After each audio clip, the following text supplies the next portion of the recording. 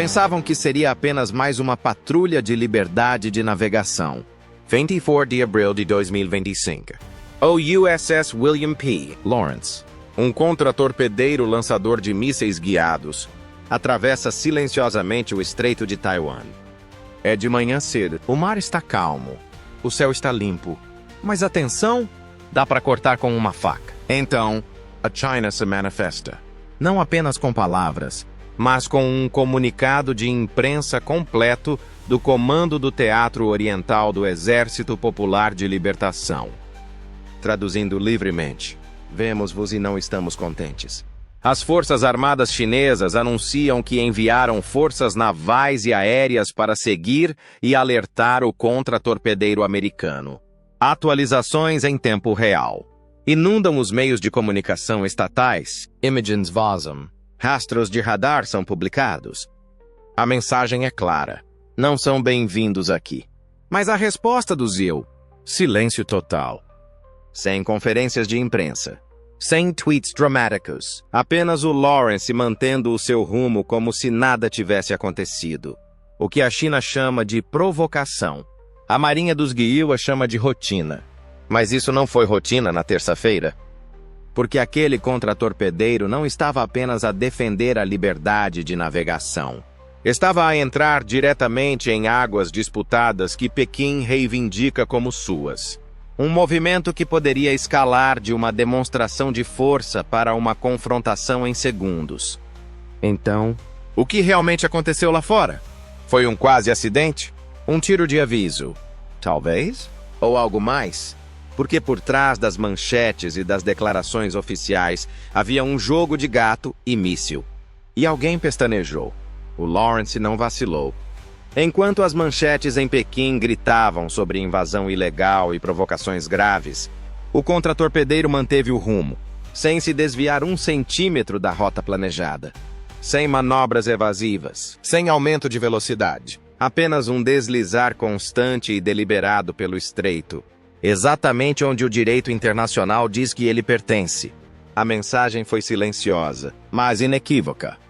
Não pedimos permissão. Para a Marinha dos Guiua. Isso não foi uma escalada. Era terça-feira.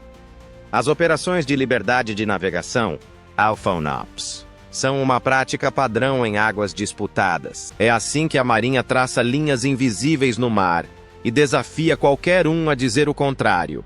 O Mar da China Meridional. O Estreito de Taiwan. Os contratorpedeiros dos S-Basira passaram por todos eles. Com calma, legalmente e de forma muito intencional. E não o fazem sozinhos. Enquanto o Lawrence se deslocava de leste para oeste pelo Estreito de Taiwan, não transmitia a sua presença, mas também não se escondia. O seu radar estava limpo, o seu sinal AES estava desligado. Mas os satélites militares sobrevoando a área enviam dados da situação em tempo real para o Pentágono. Olhos no céu. Ouvidos debaixo de água, provavelmente, um submarino da classe Virginia algures nas proximidades, navegando silenciosamente sob as ondas. Não se entra no território reivindicado por outra pessoa sem alguns planos de contingência. E a China sabia disso. Poucas horas após a passagem do Lawrence, a China Media divulgou imagens de drones, clipes granulados de um contratorpedeiro tipo 52D a seguir o navio norte-americano à distância. Relatos afirmavam que caças J-16 chineses tinham sobrevoado a área perto, mas não perto o suficiente para provocar uma resposta. Os pilotos da Força Aérea do Exército Popular de Libertação adoram aproximar-se. Mas há um limite. E todos sabem onde ele está. Porque se um desses jatos tivesse voado muito perto, se um dos navios planeados tivesse tentado bloquear o curso do Lawrence, a situação poderia ter descontrolado rapidamente. As regras de combate no Estreito de Taiwan são bem definidas, mas frágeis. Um radar errado, uma manobra mal interpretada, e a próxima coisa que se ouve não é uma declaração diplomática. É o sistema de combate Aegis a entrar em ação. E se isso acontecer, bem, os chineses não seriam os únicos a assistir. Porque isto não é apenas sobre Taiwan, é sobre provar quem pode circular em águas internacionais sem pedir permissão. e os Iowa não vieram para jogar na defesa. O Lawrence completou a sua travessia em menos de 12 horas. Sem incidentes, sem desvios. Mas não se enganem, o silêncio não era paz, era pressão. É aumentar. E o próximo passo já estava em andamento. Assim que o USS William P. Lawrence desapareceu na névoa do Pacífico, outro ponto de pressão acendeu. A algumas centenas de quilômetros a sul, do outro lado do Estreito de Luzon, navios de guerra estavam em movimento. As Filipinas e os Estados Unidos estavam a lançar o exercício Balakatan, o seu maior exercício militar conjunto até a data. Mais de 14 mil soldados, dezenas de navios, caças a jato, baterias de mísseis e ensaios de assalto anfíbio por terra e mar. O momento não foi por acaso. Poucas horas após o anúncio da China de que havia seguido e advertido o contratorpedeiro norte-americano, fuzileiros navais dos Estados Unidos estavam a descarregar sistemas de foguetes HIMARS numa praia filipina. Uma demonstração de força, sem dúvida, mas também uma mensagem para Pequim. Não estamos apenas a navegar pelo Estreito de Taiwan, estamos a construir posições de tiro logo ali no horizonte. Em planejamento militar, isso se chama moldar o espaço de batalha. E a China estava a prestar atenção. Especialmente porque tinha acabado de mostrar o seu poderio naval alguns dias antes. Um grupo de ataque liderado pelo Shandong, um dos porta-aviões mais modernos da Marinha do Exército Popular de Libertação, acabara de passar pela costa norte das Filipinas, bem dentro da zona econômica exclusiva do país. A manobra causou um choque em Manila, levando a patrulhas aéreas e varreduras de radar imediatas. A mensagem era clara. Podemos flanquear-vos pelos dois lados, mas as Filipinas não recuaram. Enquanto o PLA divulgava imagens de propaganda da sua interseção, o Comando do Pacífico dos Viruzeu compilava dados ISR de satélites. Drones e navios de superfície. Cada manobra, cada sobrevoo, cada navio que seguia, registrado, etiquetado, arquivado. E por trás de cada declaração educada do Pentágono, havia uma pergunta silenciosa sendo sussurrada nas salas de planeamento de Okinawa a Guam. Até onde a China está disposta a ir desta vez? Porque se isto já não eram jogos de guerra, se isto era o início de algo pior, então cada movimento, cada contratorpedeiro, cada exercício conjunto, cada destacamento de grupos de porta-aviões não era apenas um dissuasor, era um ensaio geral. E para além do teatro político e de todas as manchetes chamativas, o aço movia-se rapidamente pelo mar. Pequim não pestanejou, mas também não ficou calada. Quando o USS Lawrence saiu do Estreito de Taiwan e as forças dos EUA e aliadas intensificaram os exercícios ao largo da costa, o Partido Comunista Chinês entrou em ação. O comando do Teatro Oriental do PLA emitiu uma segunda declaração, desta vez mais dura, mais alta, mais direta. As palavras ilegal, provocativa e irresponsável não eram sugestões, eram acusações. Na mídia estatal, âncoras vestidos com uniformes da Marinha alertaram sobre infiltração hostil. Porta-vozes do PLA chamaram a passagem do contratorpedeiro de uma demonstração perigosa de força, destinada a intimidar e perturbar a paz regional. Mas por trás da linguagem dramática havia algo mais frio, a construção de uma narrativa. A China não estava apenas chateada porque um navio de guerra do Deus navegou pelo que eles chamam de seu território. Eles estavam furiosos porque ele fez isso sem pedir permissão. É que, na visão de Pequim, o Estreito de Taiwan não é águas internacionais. É um corredor doméstico, parte do que eles chamam de mar interno. E há anos que trabalham arduamente para convencer o mundo de que as regras lá são diferentes, que a liberdade de navegação não se aplica, que os navios de guerra ocidentais precisam de permissão para passar. Mas o direito internacional diz o contrário. A Convenção das Nações Unidas sobre o Direito do Mar, UNCLOS, que até a China assinou, reconhece o Estreito de Taiwan como uma via navegável internacional. E os TIL tratam-no como uma autoestrada, não diferente do Estreito de Gibraltar ou do Canal da Mancha. Esse conflito de definições não é apenas semântica, é doutrina. Porque se o mundo aceitar que o Estreito de Taiwan é território chinês, então cada trânsito futuro se torna uma escalada, um incidente diplomático, uma moeda de troca. Mas se os EUA continuarem a navegar sem contestação, sem pedir desculpa, então a narrativa de Pequim começa a desmoronar-se. E, neste momento, os EUA não estão apenas a navegar, estão a fazê-lo, enquanto os aliados regionais realizam exercícios de tiro real a sul e plataformas ISR vigiam cada centímetro da costa a norte. Não é uma coincidência, é contrapressão. Assim, enquanto Pequim mostra imagens de J-16 a voar em patrulhas de combate perto de Taiwan e navios de guerra a seguir contra torpedeiros americanos. A realidade é menos cinematográfica e mais estratégica. Estão a tentar definir o ritmo. Mas é difícil manter o ritmo quando se está a reagir. E a China? Bem, estava a reagir. Reagindo à passagem, reagindo aos exercícios. Reagindo à ideia de que a sua própria costa já não era uma parede, mas uma janela. E através dessa janela, a marinha dos EUA estava a observar. O Estreito de Taiwan permaneceu calmo. Quando o USS William P. Lawrence passou pela extremidade oriental do estreito, a região não estava apenas a suster a respiração, estava a observar o próximo movimento. Não com discursos, mas com satélites, sonares, com o tipo de escrutínio que só se aplica quando todos suspeitam que algo maior está a acontecer. Porque a verdade é esta. Aquela única passagem não mudou o mapa, mudou o tom, mudou o ritmo. E na geopolítica, o ritmo é importante.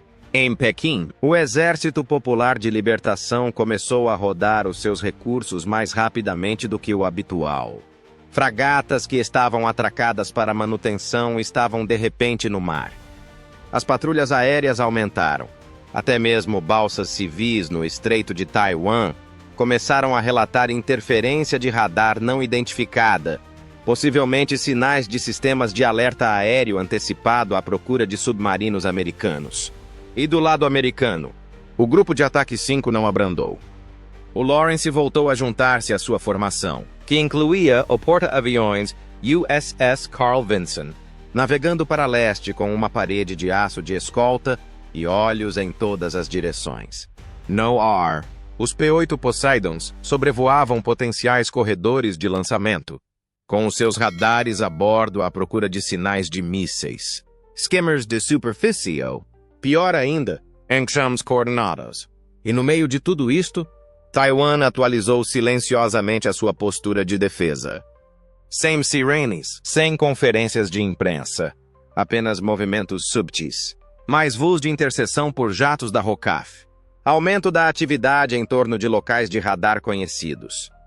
Centros logísticos a funcionar mais do que o habitual. Até as estradas que conduzem a bunkers montanhosos registraram mais tráfego militar do que o habitual. Todos se preparavam. Porque, embora nenhum míssil tivesse sido lançado e nenhum tiro disparado, as regras do jogo tinham mudado. Antes, a China operava sob o pressuposto de que os EUA eram avessos ao risco na região, que Washington recuaria perante uma escalada, que um aviso suficientemente alto causaria hesitação. Mas o Lawrence não hesitou.